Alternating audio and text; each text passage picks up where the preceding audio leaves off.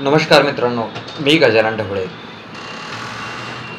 शेतकरी मित्रांनो, आजच्या घडीला किंवा आजच्या वेळेला खूप सतर्क होणे गरजेचे आहे. खास करून शेतकरी मित्रांना. माझ्या शेतकरी मित्रांनो, आपलेच माणसे आपल्याला लुटण्याचा प्रयत्न करत आहेत. आजच्या घडीला जो तो आपले प्रोडक्ट विकण्याचा प्रयत्न करतोय, मग ते कोणत्याही स्वरूपातील असो. आज मित्रांनो, जो तो आपले स्वतःचे प्रोडक्ट विकू पाहतोय आणि आपल्याला स्वतःला खरं सिद्ध करण्याचा प्रयत्न करतोय. बऱ्याच गोष्टींचे अनुभव तुम्हाला देखील आले असतील, मला देखील आले आहेत. अमुक अमुक झाडे लावा आणि करोडपती व्हा, तमुक तमुक झाडे लावा आणि करोडपती व्हा, असे आश्वासनं तुम्हाला देखील देण्यात आले असतील. मित्रांनो, हे जे लोक आहेत, यांच्या मोठ्या मोठ्या नर्सऱ्या असतात. ते आपले स्वतःचे प्रोडक्ट विकतात, आपले स्वतःचे प्लांट्स विकतात आणि आज पैसा कमवून मोकळे होतात. उद्या तुमच्या झाडांना, तुमच्या प्लांट्सना प्रोडक्शन निघेल का नाही याची शाश्वती नाही, परंतु हे लोक आजच पैसा कमवून मोकळे होतात. याचे मी तुमच्यासमोर काही उदाहरणे देणार आहे. जसे की मित्रांनो, आपल्याकडे मागे आले होते कडकनाथ. त्यावेळेस देखील लोकांनी असं केलं, 100 रुपयाप्रमाणे अंडं विकल, 1000 रुपयाला कोंबडी विकल, असं होईल तसं होईल, एवढे पैसे कमवाल, तेवढे पैसे कमवाल, करोडपती व्हाल, लखपती व्हाल, अरबपती व्हाल, असे स्वप्न लोकांना दाखवण्यात आले, शेतकऱ्यांना दाखवण्यात आले. आणि माझा जो शेतकरी राजा आहे, तो या गोष्टींना अगदी सहजरित्या बळी पडत असतो. कारण त्याला देखील वाटते की सहज मला कमी मेहनतीमध्ये चांगला आर्थिक नफा होतोय. त्यानंतर या लोकांनी बॉन्डवरती करार करून घेतले, आम्ही तुमच्याकडून या किमतीला विकत घेऊ, असं करू तसं करू, आणि ते गायब होऊन गेले.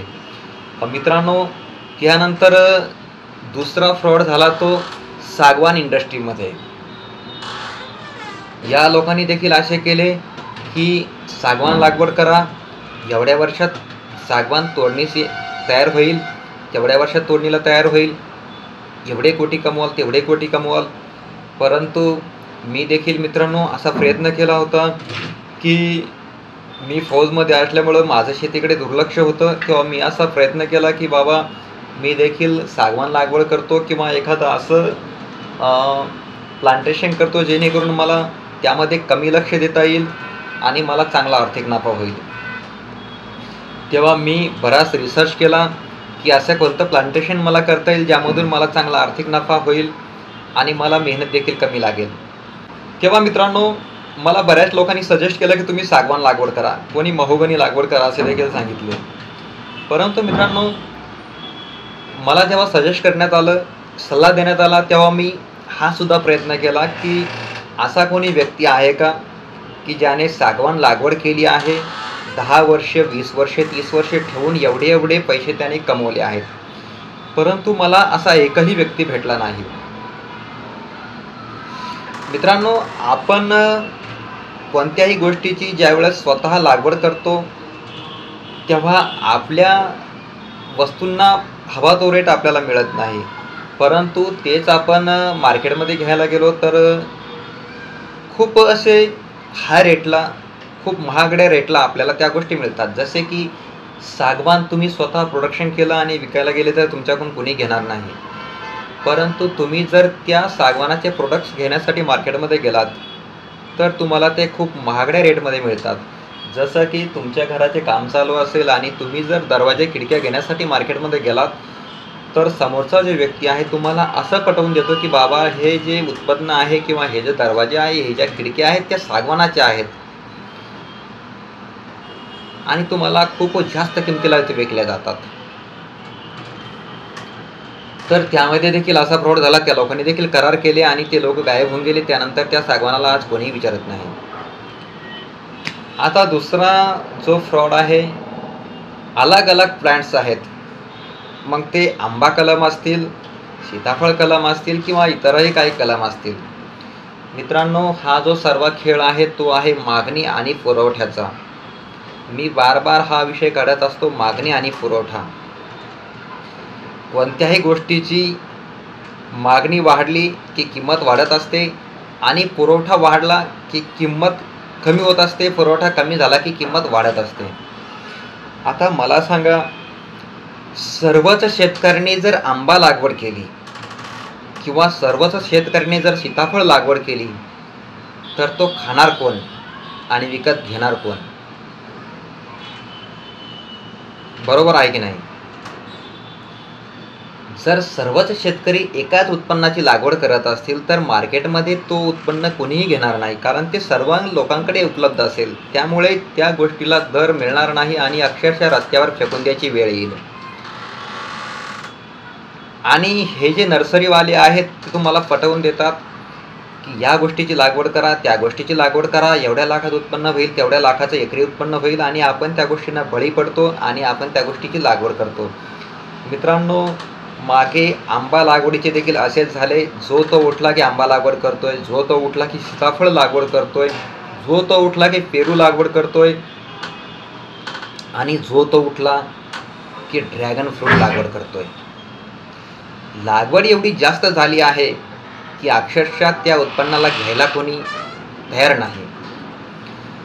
तुम्ही देखील बघितले असेल की कित्येक शेतकऱ्यांनी हजारो एकरवरती सीताफळ काढून टाकली आहे आणि आता ड्रॅगन फ्रूटची देखील तीच अवस्था येत्या काही दिवसांमध्ये होणार आहे.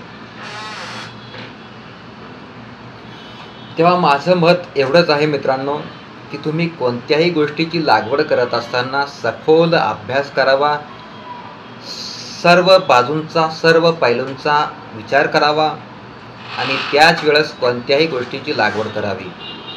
किंवा फक्त नर्सरीवाले म्हणतात, नर्सरीवाले तुम्हाला पटवून देतात की लखपती व्हाल, करोडपती व्हाल, त्यांच्या आश्वासनांना बळी पडू नका. आपण आपलाही विचार करा. नर्सरीवाले आजच लखपती करोडपती होत आहेत, ते प्लांटेशन, ते रोप विकून, परंतु तुमच्या रोपांना मोठं होण्यासाठी वेळ लागणार आहे, त्यानंतर त्याला उत्पन्न यायला वेळ लागणार आहे, आणि त्यानंतर मार्केटची कंडिशन काय असेल त्यावेळेला हे सांगता येत नाही. परंतु हे जे लोक आहेत ते आजच आपलं रोप वगैरे विकून आपल्या नर्सरीद्वारे करोडपती लखपती होत आहेत. मी तुम्हाला मना करत नाही की तुम्ही असं करू नका, तुम्ही देखील प्लांटेशन करा, बिंदास करावं, परंतु मित्रांनो विचार करून करा. कोणत्या गोष्टीची किती मागणी आहे, मार्केटमध्ये तिची उपलब्धता किती आहे, या सर्व गोष्टींचा विचार करून तुम्ही त्या गोष्टीला हात घाला. कुणी म्हणतंय, कुणी करतंय म्हणून मी देखील करावं असं करू नका, अन्यथा त्याचं देखील नुकसान होईल आणि तुमचं देखील नुकसान होईल. काही शेतकऱ्यांची जी परिस्थिती असते ती बऱ्यापैकी असते. ते जे शेतकरी असतात ते नुकसान सहन करू शकतात, त्यांना काही फरक पडणार नाही थोडंफार नुकसान जरी झालं तर. परंतु काही शेतकरी हातावरती असतात, त्यांची परिस्थिती गरिबीची असते, मध्यम स्वरूपाची असते. त्यांचं जर उत्पन्न थांबलं, त्यांचं जर नुकसान झालं तर त्यांना ते सहन करता येणार नाही. त्यामुळे अशा शेतकऱ्यांनी प्रत्येक गोष्टीचा विचार करून काम करावं. उदाहरणादाखल बोलायचं झालं तर बांबू लागवडीचं सुद्धा सध्या चर्चा चालू आहे. परंतु मित्रांनो, बांबू लागवड देखील हीच अशी एक फसगत आहे. बांबू लागवडीमध्ये देखील असं आहे की तुमची जी शेती आहे, चांगली शेती तुम्ही गुंतवू नका.